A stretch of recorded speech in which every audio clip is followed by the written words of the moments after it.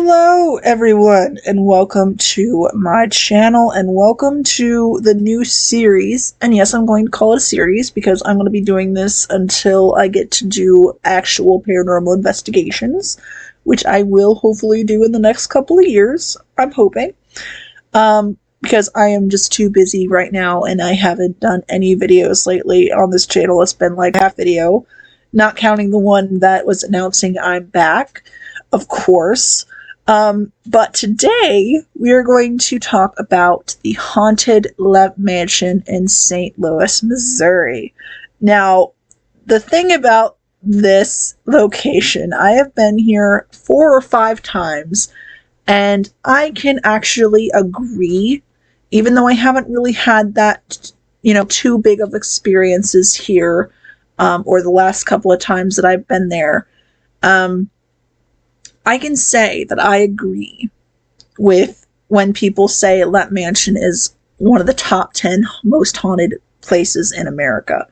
And it is actually one of the top 10 most haunted places in America. And I'm pretty sure it's been that way for like 10 plus years or whatever it's been. I'm not really sure, but I can agree with that statement for sure. Even though, like I said, my experiences there have not been anything too crazy, like seeing an apparition or something, but it was very, very cool. And I will talk about those experiences at the end of the video, after I talk about the main history as well as what other people experience or what people normally experience at the mansion when people visit there. So...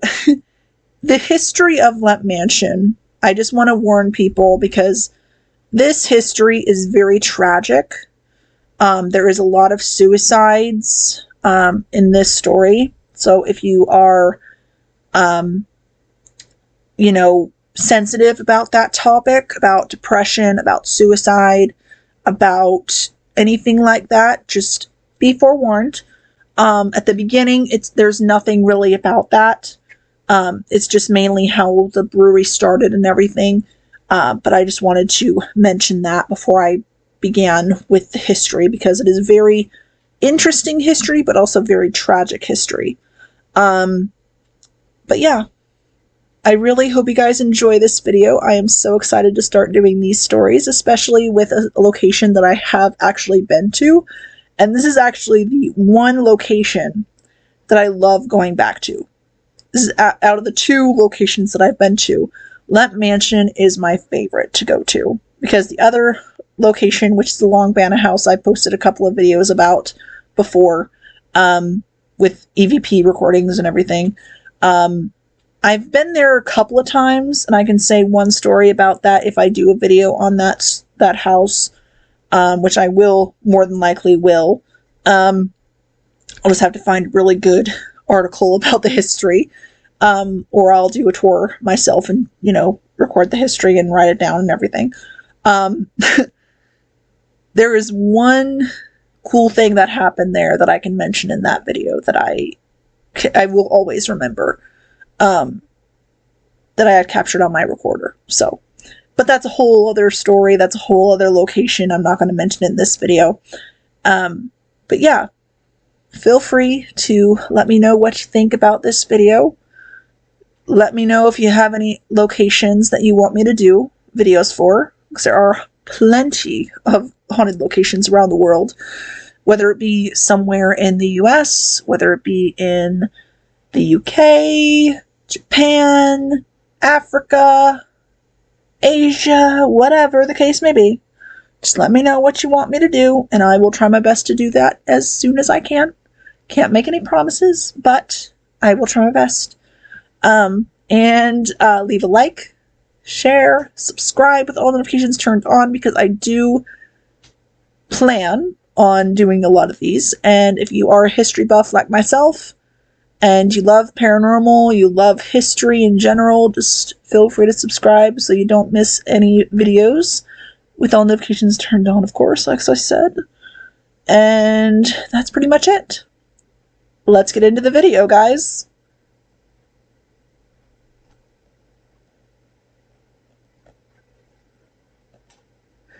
Said to be one of the top 10 most haunted places in America, the Lemp Mansion in St. Louis, Missouri continues to play host to the tragic Lemp family. Over the years, the mansion was transformed from the stately home of millionaires to office spaces, decaying into a run-down boarding house.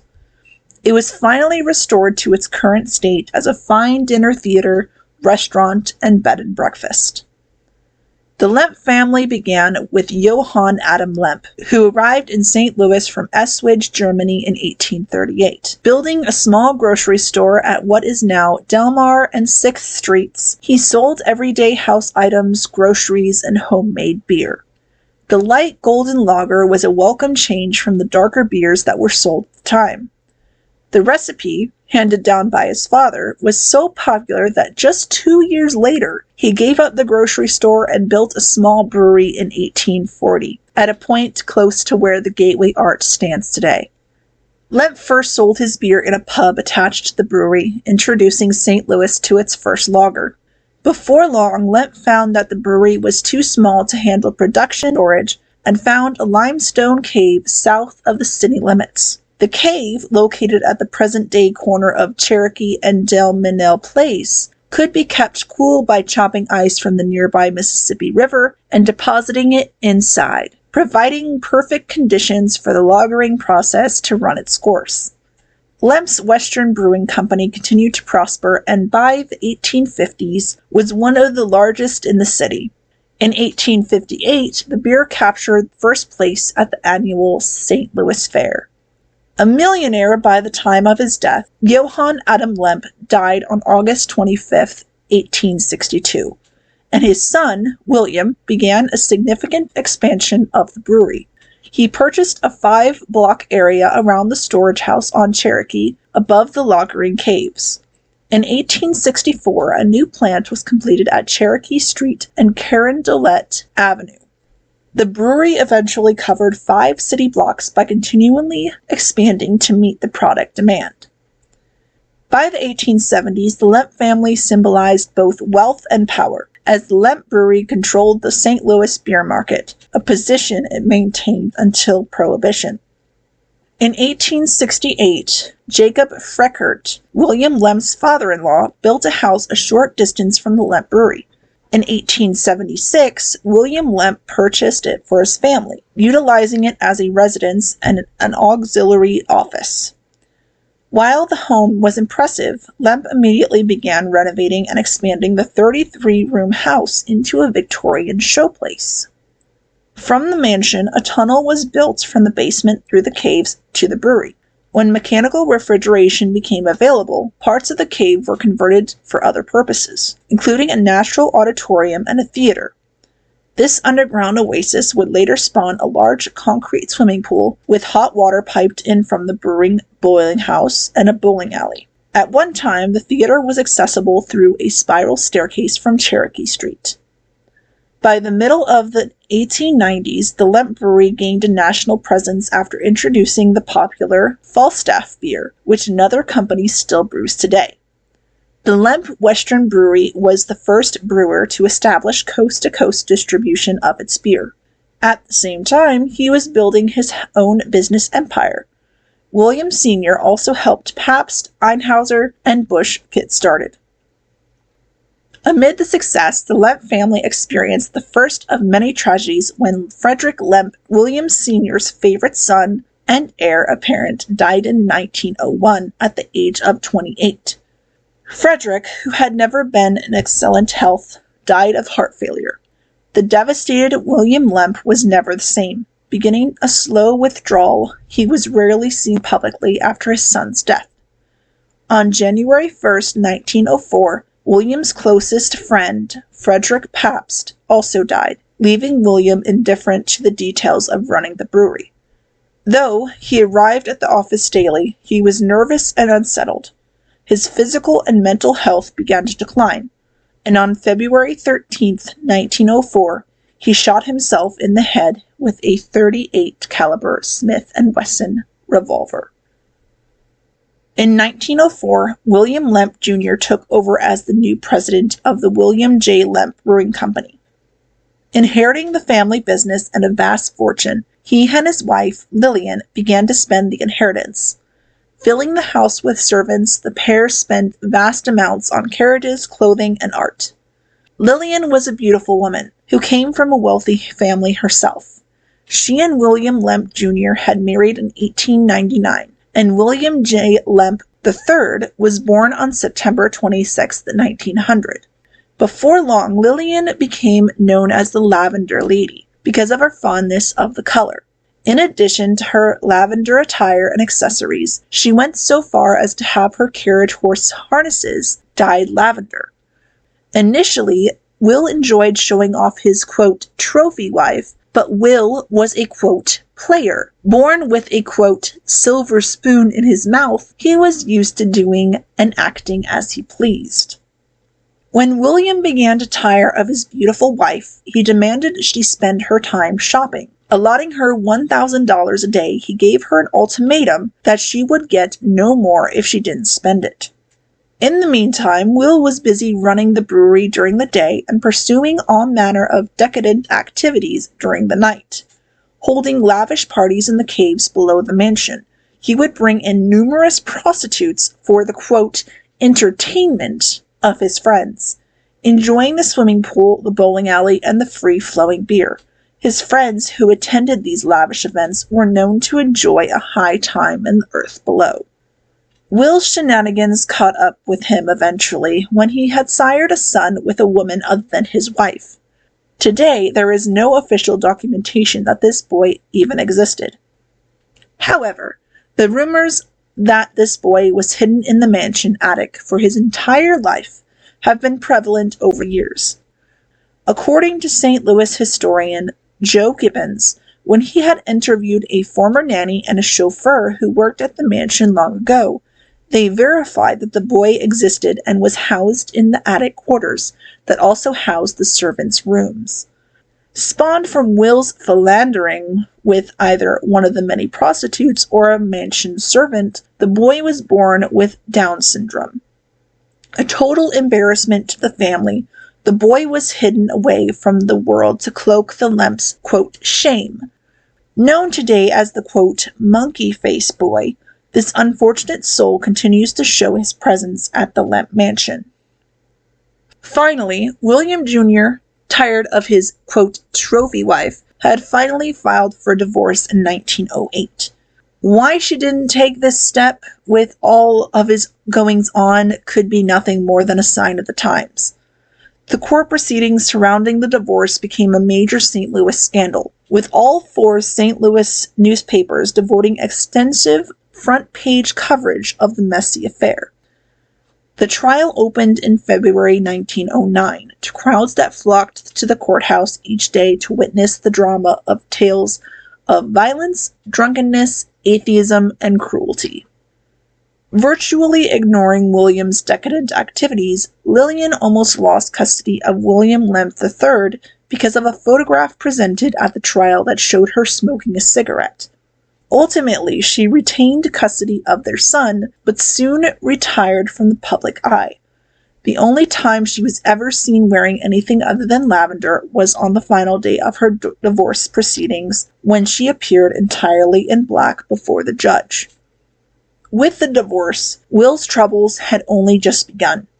In 1906, 9 large breweries in the St. Louis area combined to form the Independent Breweries Company, creating fierce competition that the Lemp Brewery had never faced before. And in the same year, Will's mother died of cancer on April 16th. Though the brewery's fortunes were continually declining, the Lemp Mansion was entirely remodeled in 1911 and partially converted into offices for the brewery.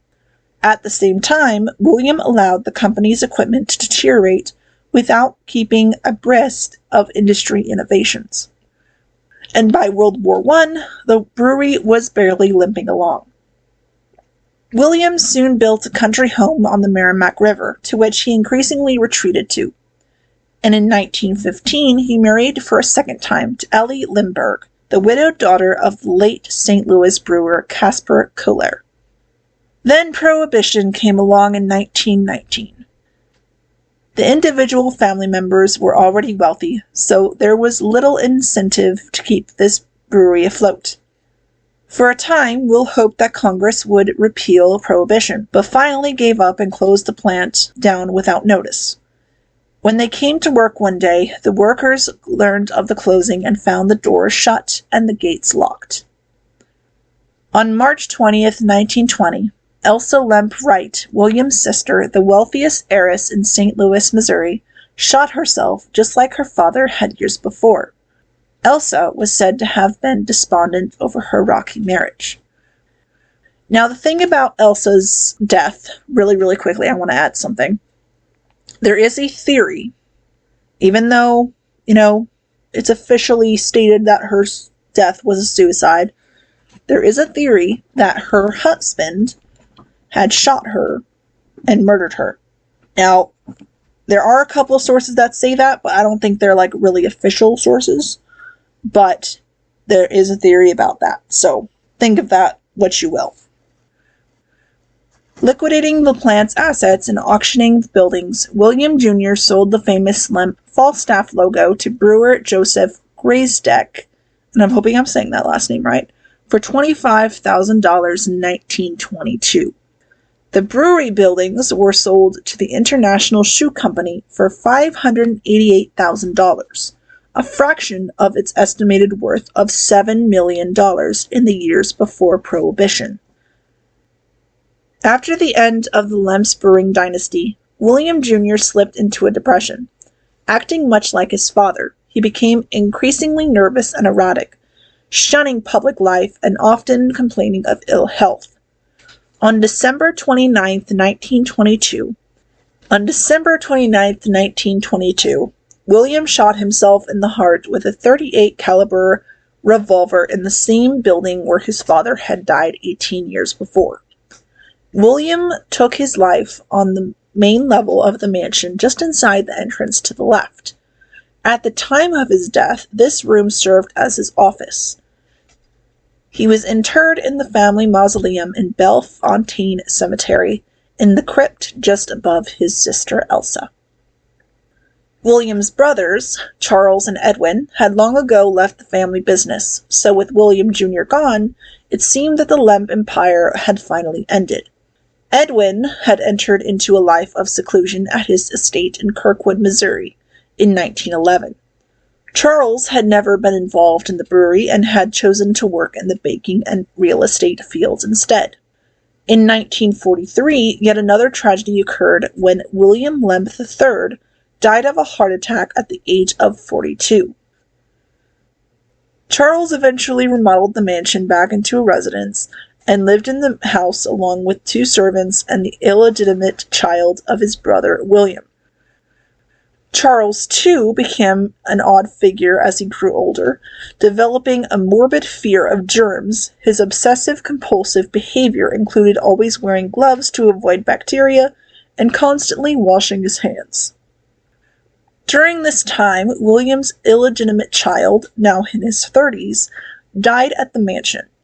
He was buried on the Lemp Cemetery plot with only a small flat marker with the word Lemp. Shortly after the, quote, monkey face boy's death, Charles became the 4th member of the Lemp family to commit suicide. First, he shot his beloved Doberman Pinscher, Serva, in the mansion's basement.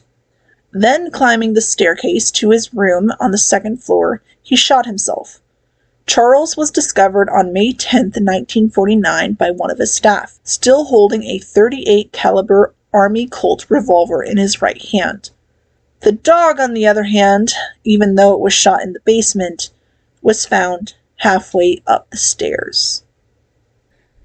Of the Lemps, only Edwin Lemp, who had long avoided the life that had turned so tragic for the rest of his family, remained. He was known as a quiet, reclusive man who had walked away from the Lemp Brewery in 1913 to live peacefully on a secluded estate in Kirkwood, Missouri. Edwin passed away quietly from natural causes at the age of 90 in 1970. According to Edwin's last wishes, his butler burned all of the paintings that the Lemps had collected throughout his life, and priceless Lemp family documents and artifacts. These irreplaceable pieces of history vanished in the smoke of a blazing bonfire. The Lemp family line died out with him, and the family's resting place can now be found in beautiful Bellefontaine Cemetery. After the death of Charles Lemp, the mansion was sold and turned into a boarding house. The building began to deteriorate along with the nearby neighborhood, and the haunting tales began. Residents complained of ghostly knocks and phantom footsteps being heard throughout the house. As these stories spread, tenants were hard to find for the boarding house, and it continued to decline to a near flophouse status. However, in 1975, the old mansion was saved when Dick Pointer and his family purchased it. Immediately, they renovated the building, turning it into a restaurant and an inn. Workers within the house often told stories of apparitions, strange sounds, vanishing tools, and a feeling of being watched. Frightened by the hauntings, many would leave the job site never to return. Since the restaurant opened, staff members have reported several strange experiences. Again, apparitions appear and then quickly vanish, voices and sounds come from nowhere, and glasses will often lift off the bar, flying through the air by themselves. On other occasions, doors are said to lock and unlock by themselves, lights inexplicably turn on and off on their own free will, and the piano bar often plays when no one is near. Said to be haunted by several members of the Lemp family, there are 3 areas of the old mansion that have the most activity. The stairway, the attic, and what the staff refers to as the, quote, gates of hell, in the basement.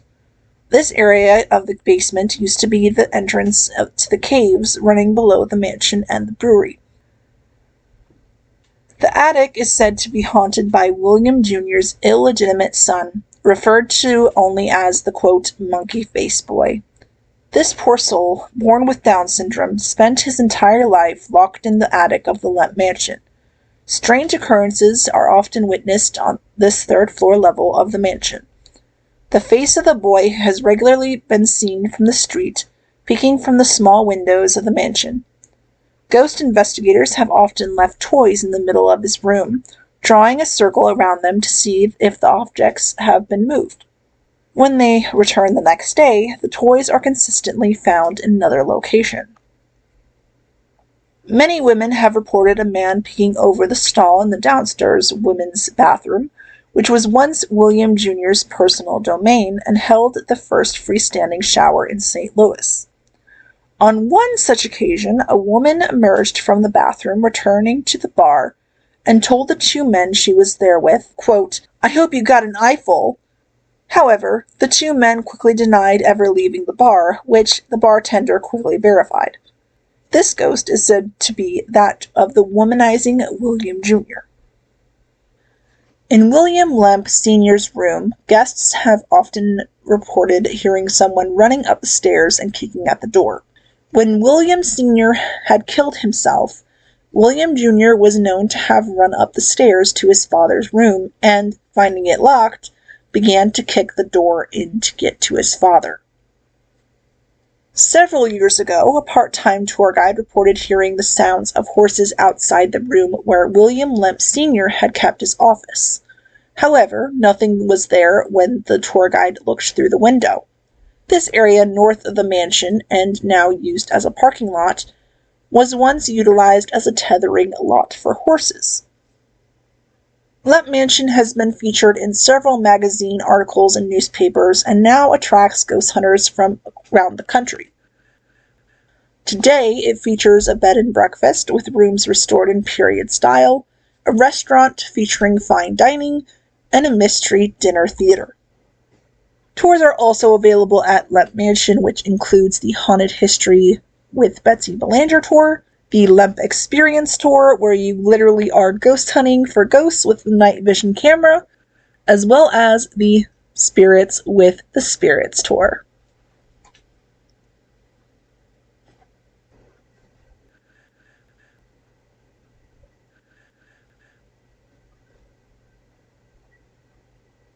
Alright. Alright, everybody, that is it for the history of the Lemp Mansion, as well as some of the ghostly experiences that people can experience at Lemp Mansion.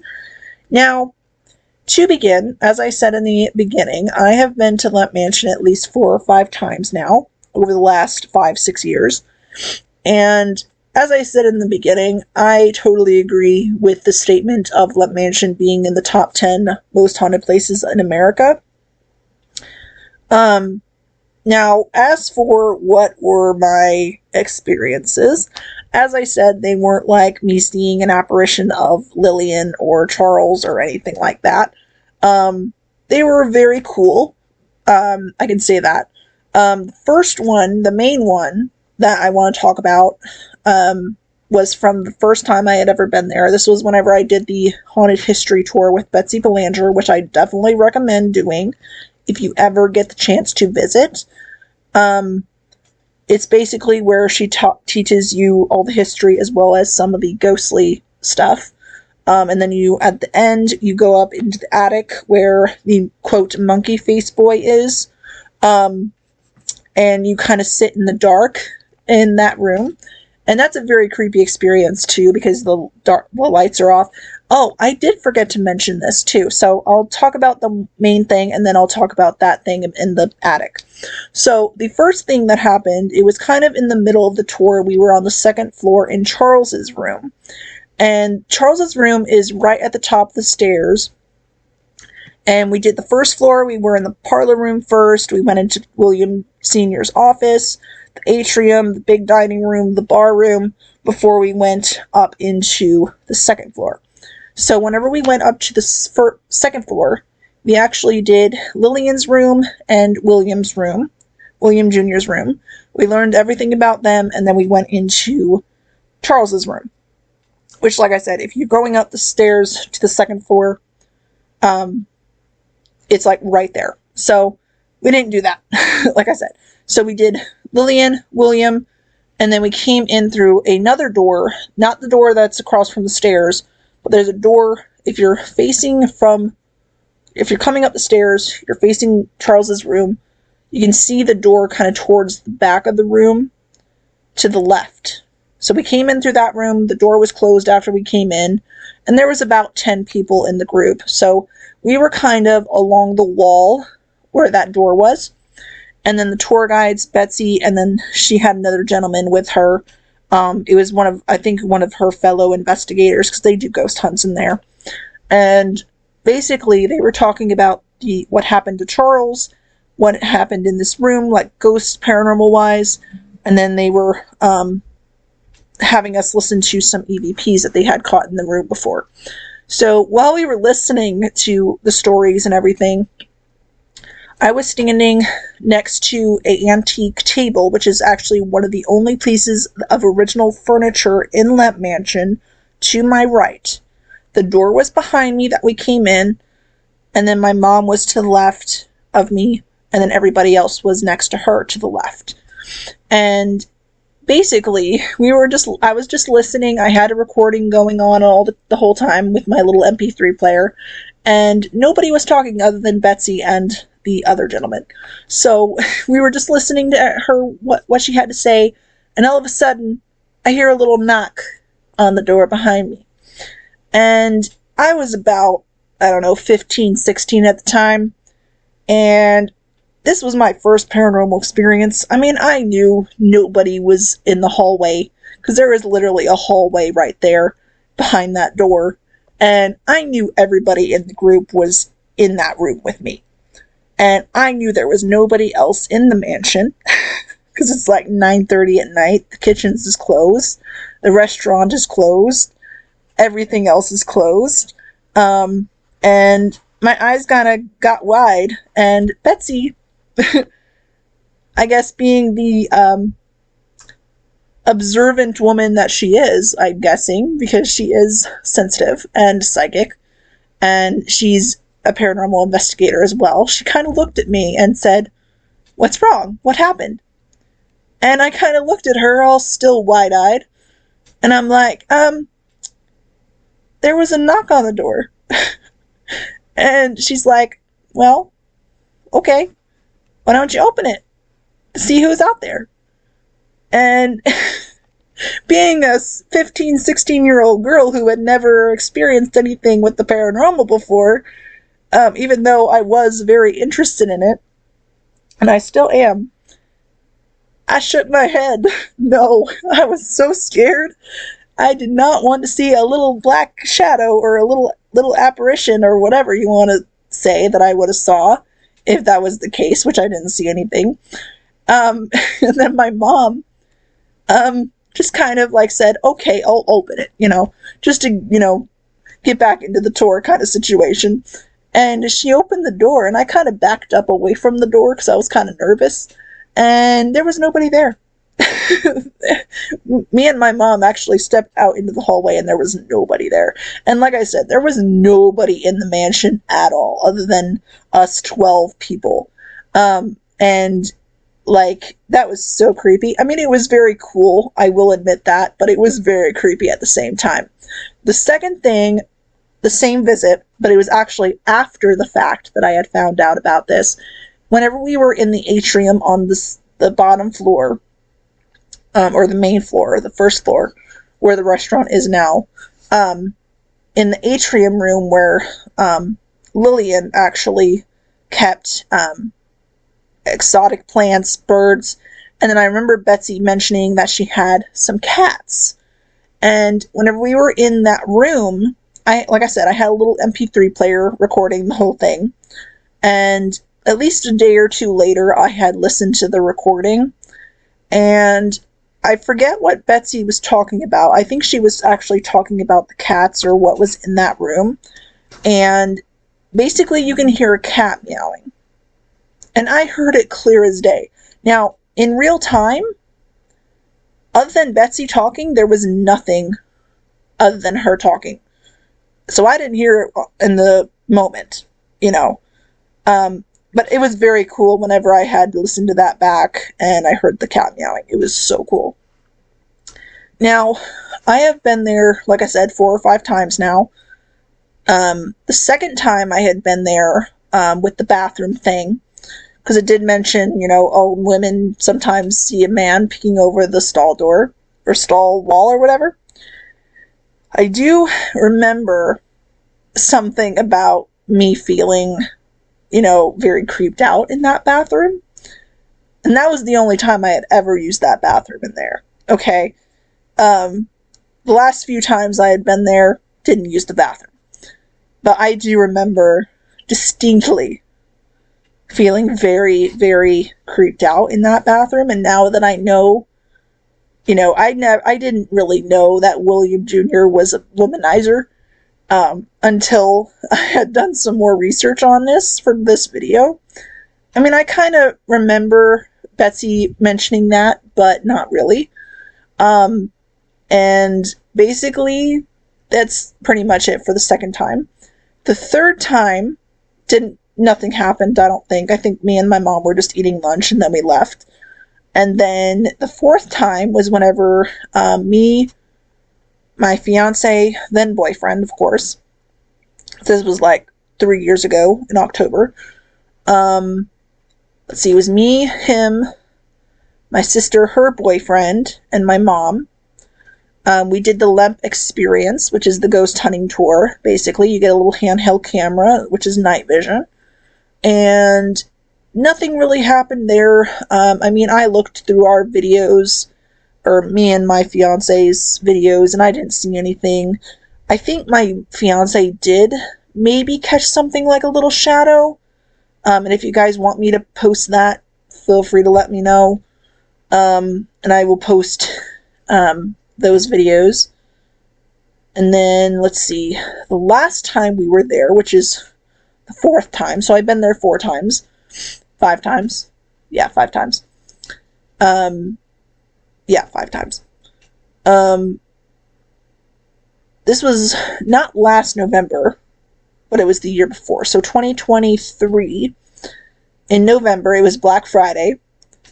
And me and my fiance were on our anniversary. We were going to go Black Friday shopping at the mall.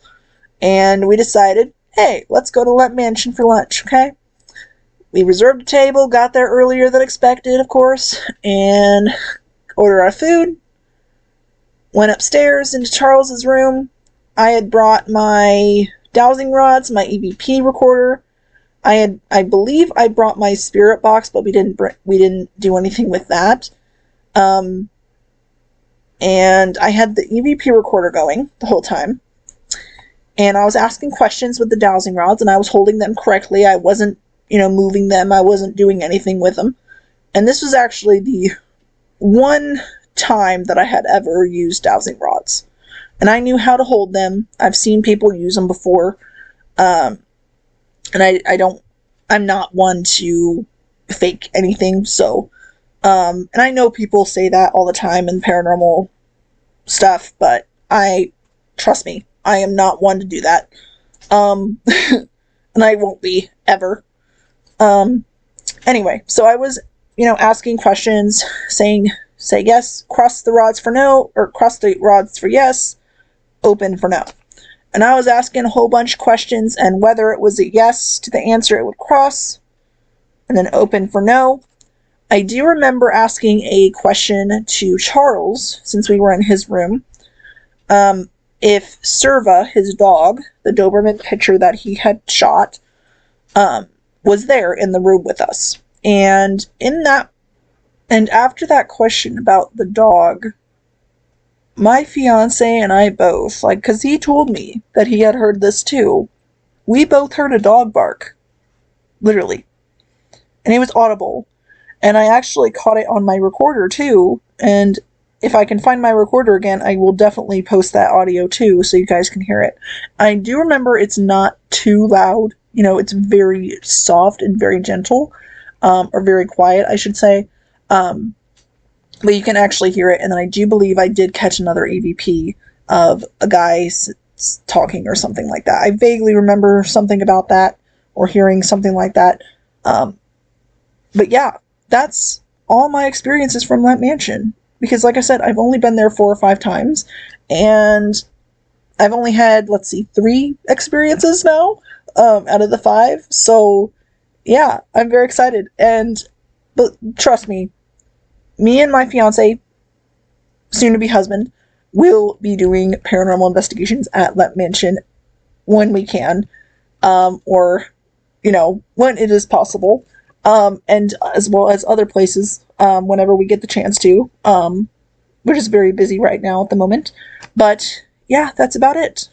If you liked the video, please let me know by leaving a like, commenting down below, comment some other locations that you would like me to do videos for, share the video, and subscribe if you haven't done so already, with all notifications turned on by clicking that little bell icon right next to the subscribe button if you don't want to miss any videos from me.